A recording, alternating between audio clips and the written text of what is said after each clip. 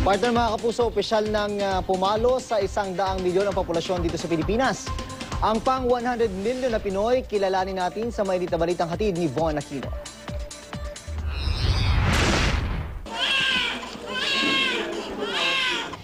.35 na madaling araw nang isilang ang babaeng sanggol na si Baby Kesmet. Ang pagsilang niya ay hudyat na umabot na sa 100 milyon ang populasyon ng mga Pilipino sa bansa. Ang panganay na si Baby Kesmet ay isinilang sa pamamagitan ng normal delivery. May bigat na 2.8 kilos at may haba na 45 centimeters. It was very hard for her na i-deliver ang baby because ang effort niya is all out siya. Though she was sedated, hindi siya masyadong nakakaramdam ng pain, pero umiiri pa rin siya. Masaya siyempre. Nahirapan ka ba kanina? Sobra.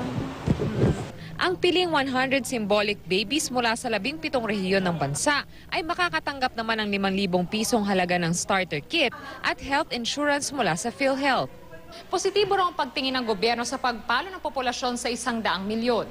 Sa kabilang banda naman ay gagamitin daw ito ng gobyerno upang masukat ang kakayanan ng bansa sa pagpapaunlad na kanyang mamamayan.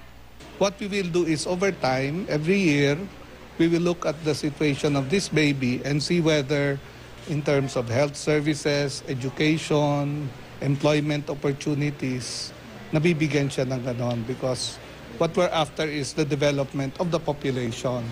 Ang pag-monitor sa paglaki ng 100 symbolic babies ay makakatulong daw upang matukoy kung ano pang mga serbisyo ng gobyerno ang dapat pang pag-usayin. Ang kanilang paglaki ay imomonitor ng gobyerno sa susunod na 15 hanggang 20 taon.